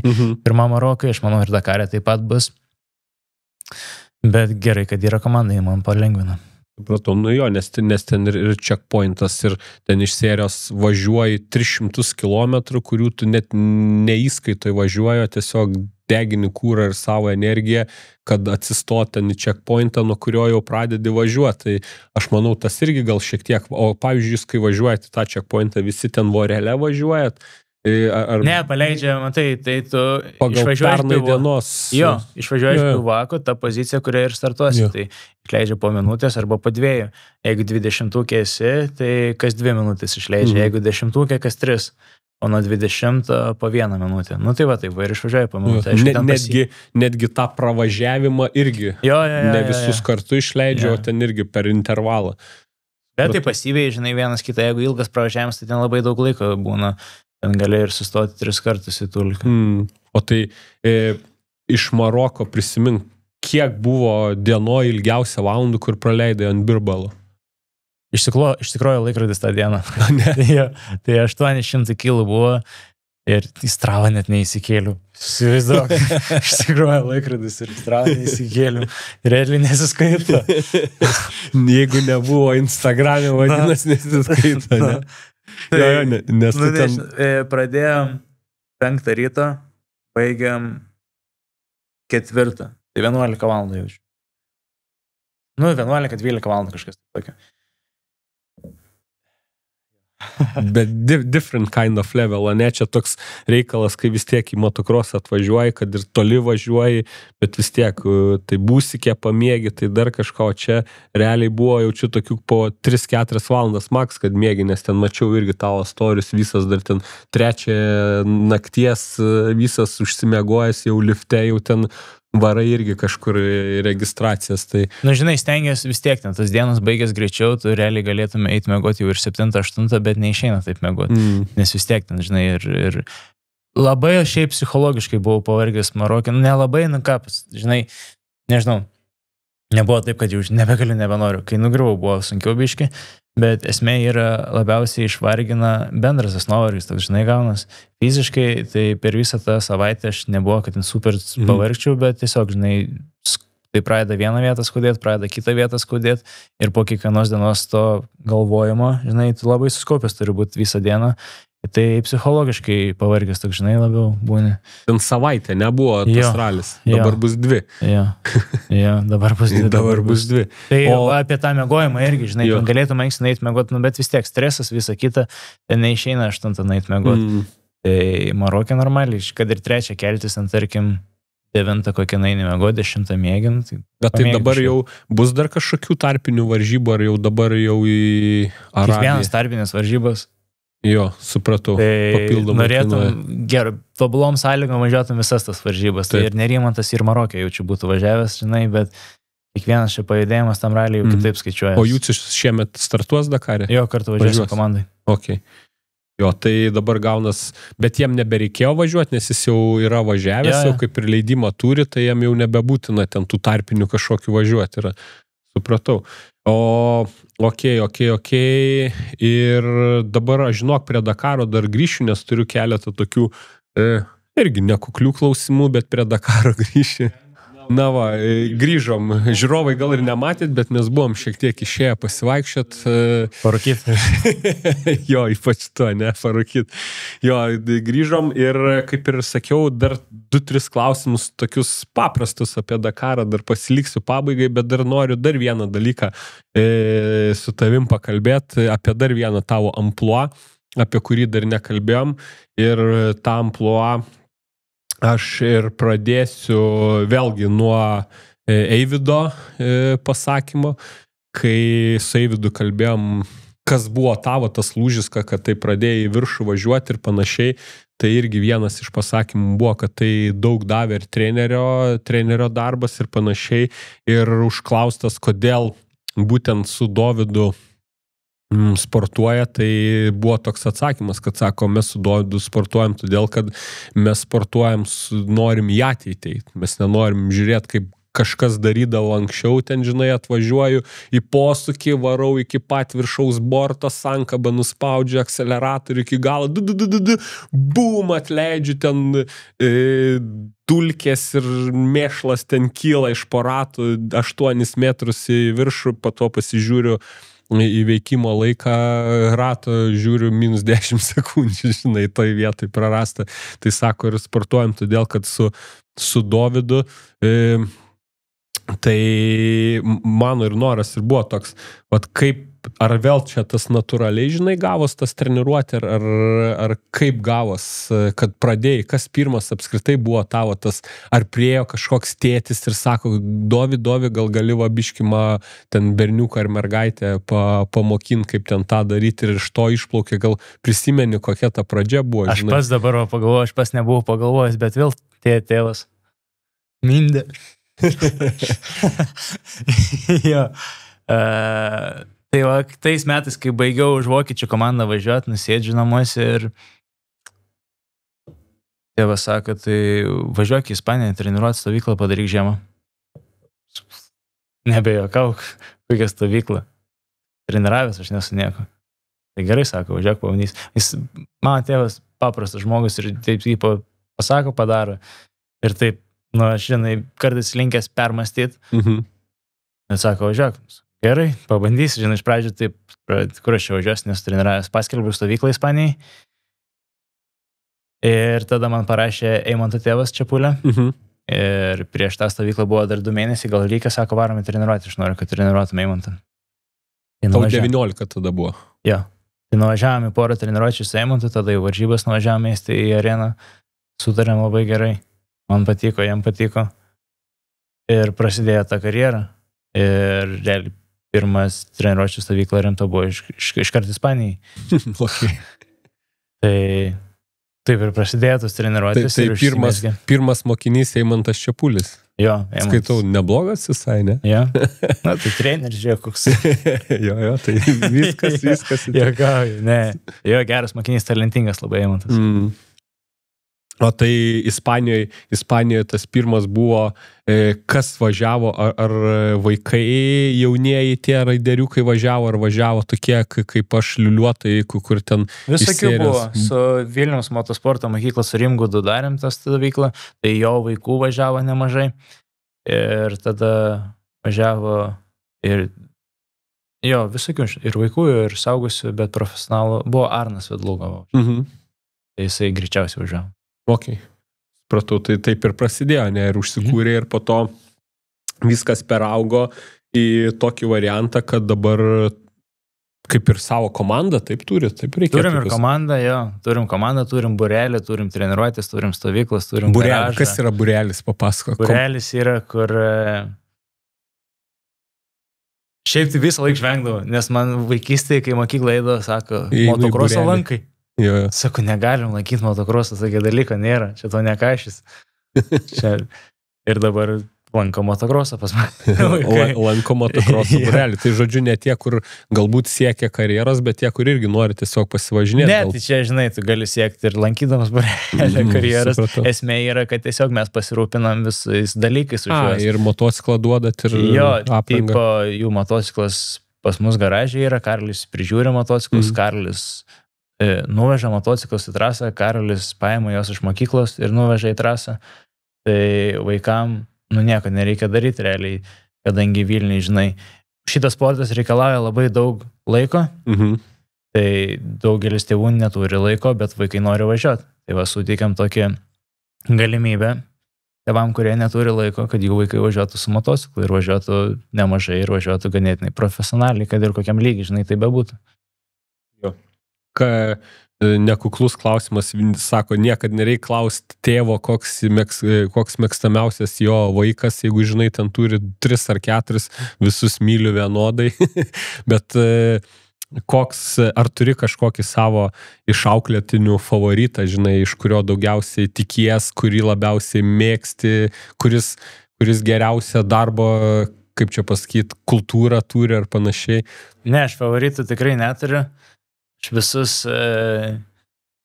neturiu favoritų. Galėčiau kiekvieną asmeniškai, aš gerai pažįstu, žinai, turiu pažinti gerai vaikus, jeigu noriu su jais sutart. Bet galėčiau pasakyti, tipo, skirtingus jų charakterius ar dar kažką, bet favoritų tau tikrai nepasakysiu nieko. Kas dabar iš tavo tų tokių lyderių? Eimantas su tavim dar sportuoja? Ne, Eimantas su Arvim dabar treniruojas. Supratau, tai dabar Eividas iš tokių topų. Jo, greičiausiai mūsų grupiai važiuoja, greičiausiai tai Matas tikriausiai su Dupem ar Jokūbas, bet iš vaikų tai Eividas su Maksu sportuoja, taip galėčiau pasakyti, rimčiausiai.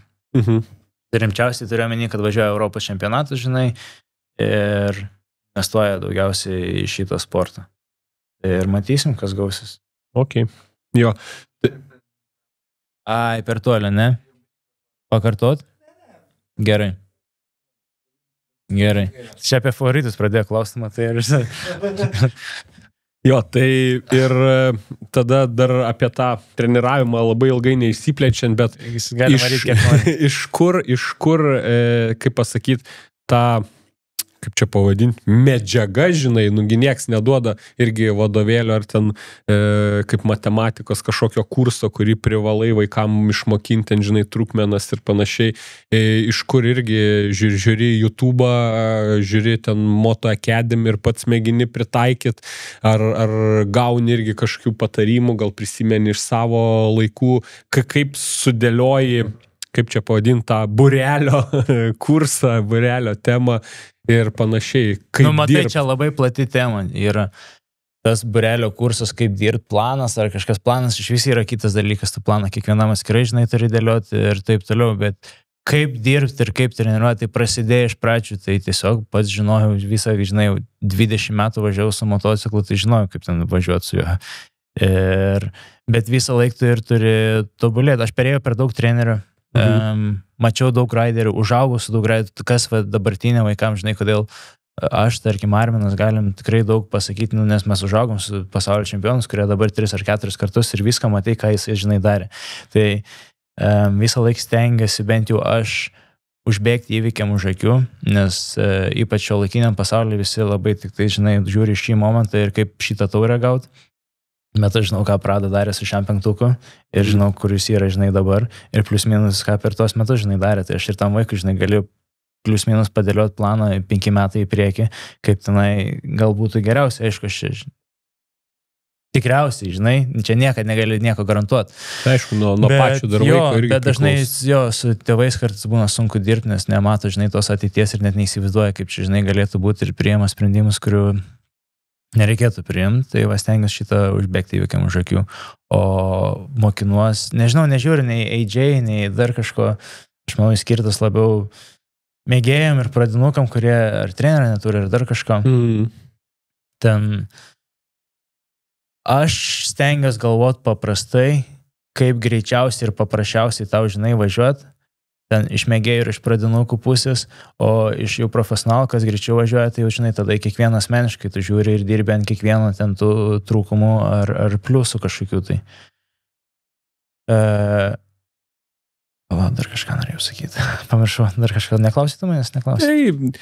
Jo, tai sakau apie tą irgi, kaip ir sakau, techniką ir panašiai. Jo, mano labai didelė inspiracija šitą treniravimo karjerą, tai Linas Šiaučiūnas, mano treneris buvęs, mes su juo labai gerai sutardom ir jis man vienu metu buvo labai svarbus žmogus, žinai, ir psichologiškai, ir išvažiavimo pusės, iš visko, tai iš jo daug išmokau ir jo. Ir dabar kiekvienais metais, žinai, kitiesi, kažką tai pridedi, kažką tai atimi ir visą laiką mokinės, jeigu pasiliks irgi vienoj toj technikoje ir tas motokrosas labai greit keičiasi, dabar žiūrėk, atėjo Džetas, jis visiškai pasikeitė, bet dabar Dyganas atėjo, jis vėl grįžo, vos ne, taip pat Dyganas ir ant sankabos važiuoja, ir atsisėdas daugiau ir taip toliau. Tai čia, žinai, šitą AJ kalba visą laiką, kaip, tarkim, važiuos geriausias tuo momentu, žinai. Bet yra daug visokių raiderių, motokrosas todėl ir yra jisai toks įdomus, nes nėra vienas stilius, žinai, čia yra jisai menas. Pažiūrėk, kaip važiuoja, tarkim, Maskvinas važiuoja prancūzus, nuleistom rankom, niekas taigi nesako visų čia dabar pakeltų rankas, nuleistom rankom, pasaulio, Amerikos čempionas, va, žinai, pakeltom rankom tam tavo.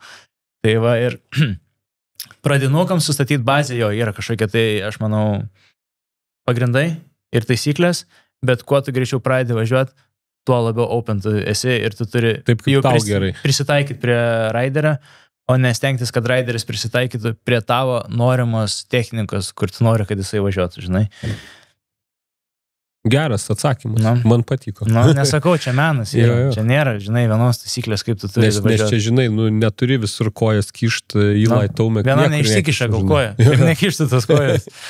Jo, tai šiaip faina irgi girdėt ir po truputėlį jau einu link pabaigos, bet dar norėjau paklausti Riding Style. Yra nauja jau kokia kolekcija, jau paruošta, jau galiu nusipirkti, nežinok, tą mamą Maikutę, kur Mickūnose padovanojai prieš 2 metus, gal jau, žinok, nubluko, tai va reikia pasikeisti. Atnešiu tau dabar Maikės, aš tau atnešiu.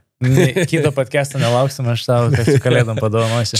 Yra nauja kolekcija, čia iš naujos kolekcijos, bet čia jinai jau išėjo prieš Kegumsą, nu tai nežinau, prieš 4 mėnesius, bet čia paleidom tik džempus ir Mike ilgom rankojom. Tai čia H&M terminais kalbant, tai jau senokai, bet... Sena, tai čia yra mano hobis, žinai, aš nuo to irgi daugiau jaučiu laiko investuoju, negu kažką tai uždirbu, bet man patinka šitas dalykas, man šiaip patinka stilius, žinai. Visada tu būdavo visą laiką tas su vaibeliu, visą laiką toks ryškesnis ir panašiai ten ir ta komandos dabar kaip palapinė atvažiuoti varžybos, išsistato ten su visų merču viską, tą tokį amerikietišką stilių visai nešat, šiemet irgi, kur ąžuolai ten tas maikutės, žinai, gaminot jau nujausdami, kas bus prieš paskutinės varžybas, tai tokį palaikot irgi tą, pavadinkim,